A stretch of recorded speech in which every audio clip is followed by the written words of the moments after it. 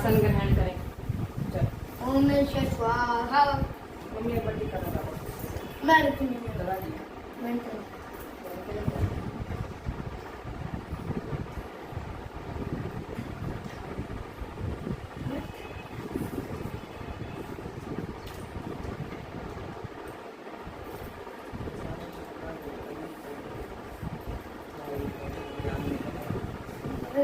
Bread बन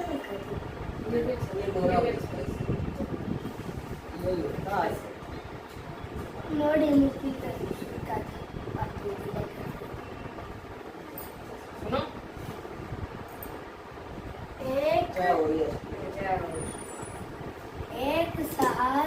एक साहूकार था जिसके 7 बेटे थे, 7 बहुएं और एक बेटी। दिवाली से पहले कार्तिक बदी अष्टमी को सातों बहनें अपनी इकलौती ननद के साथ जंगल में मिट्टी खोद रही थी। वही स्याऊ की माँ थी। मिट्टी खोदते समय ननद के हाथ में सही का बच्चा मर गया। स्याऊ माता बोली कि मैं तेरी कोख बांधूंगी। तब ननद अपनी सातों भाभियों से बोली कि तुमसे मैं मेरे बदले को बनवाएगा। तभी सभी बहनें ने कोख बनवाने से इनकार कर दिया, परंतु छोटी भाभी सोचने लगी कि यदि मैं कोख नहीं बनवाऊंगी तो सासू जी नाराज हो जाएंगी। ऐसा विचार कर ननद के बदले में छोटी भाभी ने अपनी कोख बनवा ली। इसके बाद जब उससे जो लड़का होता वो 7 दिन बाद मर जाता। एक दिन उसने पंडित को बुलाकर पूछा, मेरी संतान 7वें दिन क्यों मर जाती है? तब पंडित ने कहा कि तुम सरुई गाय की पूजा करो। काली गाय स्याऊ माता की भाईली है, वह तेरी को छोड़े तब तेरा बच्चा जिएगा। इसके बाद में वह सुबह प्रातः काल उठकर चुपचाप काली गाय के नीचे साफ सफाई आदि कर जाती। वो माता बोली कि आजकल कौन मेरी सेवा कर रहा है, सो आज देखूंगी। वो माता खूब तड़के उठी, क्या देखती है कि एक साहूकार के बेटे की बहू उसके नीचे सफाई आदि कर रही है। वो माता उससे बोली, मैं तेरी सेवा से प्रसन्न हूँ, इच्छा अनुसार जो चाहे मांग लो।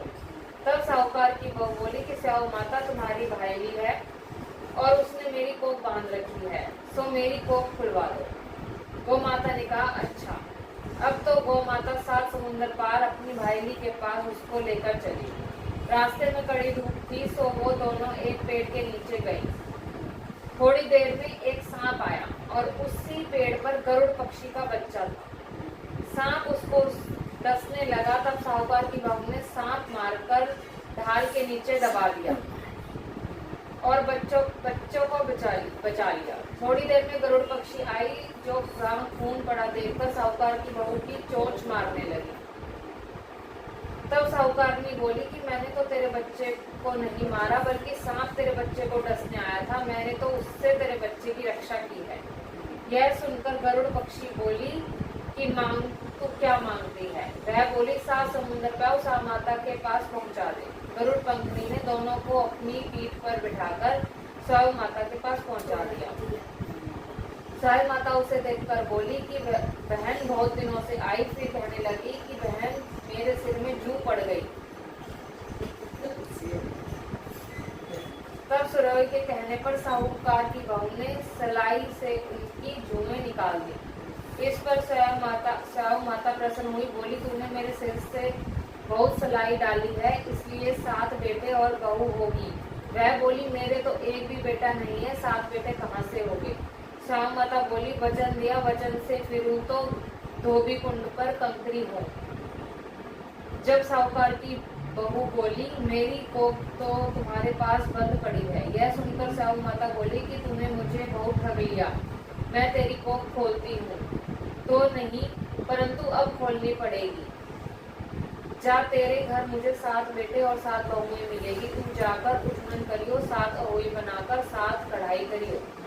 वह लौटकर घर आई तो देखा 7 बेटे और 7 बहुएं बैठी हैं।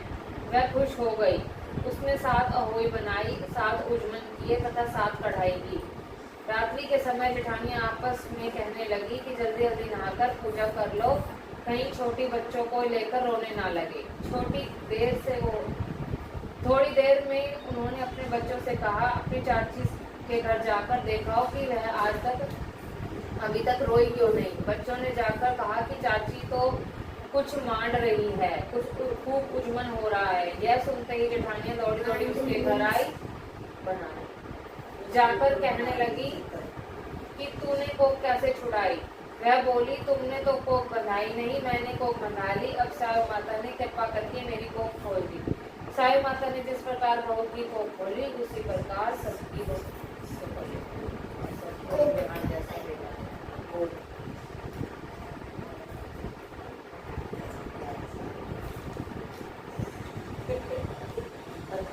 रात्रि हो गया, प्यारा है, देखो कितना बोलता है। दांत देख ली। अभी एक और सुना फिर मेरे को तो पता है। वो मेरा दोस्त दो बजे पूरे तो मुझे ठग दिया। दीवार बनाने वाली देखने का देख लो। भगवान भी दिया।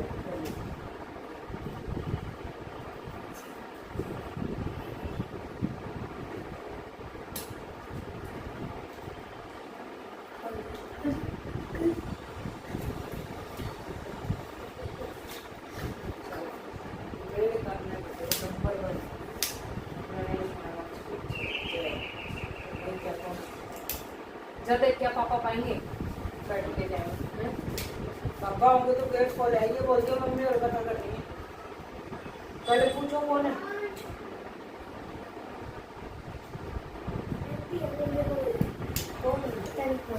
तो हम पूजा करने को मम्मी और आप भी बता दो कौन क्या काम। नाम पूछ लियो पहले। नाम पूछो पहले।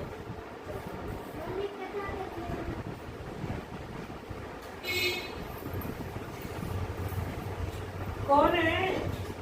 नाम तो पूछ ले कौन सी आंटी। पहले नाम पूछ के आओ। ऐसे हमें क्या पता चलेगा कौन है? चल अब सुन ले भाई को देख। गणेश महाराज की तरह। कोई काम संपूर्ण तो करना ही नहीं। आसन पे कुछ करना। एक बुढ़िया थी, वह बहुत ही गरीब और अंधी थी। उसके एक बेटा बहू थे। वह बुढ़िया सदैव गणेश जी की पूजा करती थी। एक दिन गणेश जी प्रकट होकर उस बुढ़िया से बोले, बुढ़िया माँ तू जो चाहे सो मांग ले। बुढ़िया बोली, मुझसे तो मांगना नहीं जाता, कैसे और क्या मांगू? तब गणेश जी बोले, अपने बहू बेटे से पूछकर मांग ले। तब बुढ़िया ने अपने बेटे से कहा, गणेश जी कहते हैं तू कुछ मांग ले, बता मैं क्या मांगू? पुत्र ने कहा, माँ तू धन मांग ले। बहू से पूछा तो बहू बोली, नाती मांग ले। बच्चा तेरे जैसा शरारती सा। तब बुढ़िया ने सोचा कि ये तो अपने अपने मतलब की बात कह रही हैं। अंत में बुढ़िया ने पड़ोसियों से पूछा तो उन्होंने कहा, बुढ़िया तू थोड़े दिन जिएगी, क्यों तू धन मांगे, क्यों तू नाती मांगे, तू तो अपनी आंखों की रोशनी मांगे, जिससे तेरी जिंदगी आराम से कट जाएगी। इस पर बुढ़िया बोली, यदि आप प्रसन्न हैं तो मुझे 9 करोड़ की माया दे, निरोगी काया दे, अमर सुहाग दे। सुन ले। मतलब धन भी मिल गया 9 करोड़ रुपए, और निरोगी काया मतलब स्वस्थ, कुछ हेल्दी, अमर सुहाग यानी हस्बैंड है, और आंखों की रोशनी दे, आंखों से दिखने वाला है। मेरा पोता। यह सुनकर तब गणेश जी बोले, बुढ़िया माँ तूने तो मुझे ठग लिया, फिर भी जो तूने मांगा है मैं तुझे दे देता हूँ। वचन के अनुसार सब तुझे मिलेगा। और यह कहकर गणेश जी अंतर्ध्यान हो गए। उधर बुढ़िया माँ ने जो कुछ मांगा था उसे सब कुछ मिल गया। गणेश जी महाराज ने जैसे तुमने बुढ़िया माँ को दिया ऐसा वैसे सब करो। मुझको भी दे। पानी सोन वाले ने भी दे, कहने वाले ने भी दे, अरे वो पारा भरने वाला ने भी दे।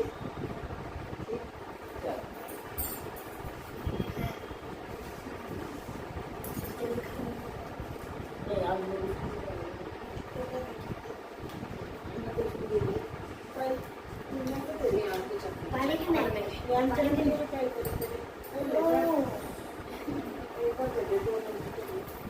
कुछ और ले लो। बार बार नूडल्स को भिजाती है वो भी एमओ एंड कैसे है तो इसमें से तो ठम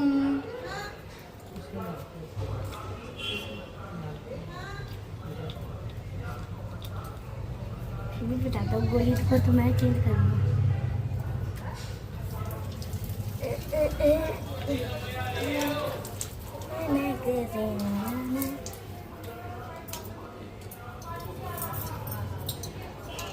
कड़े बिच ठांग थाड़े के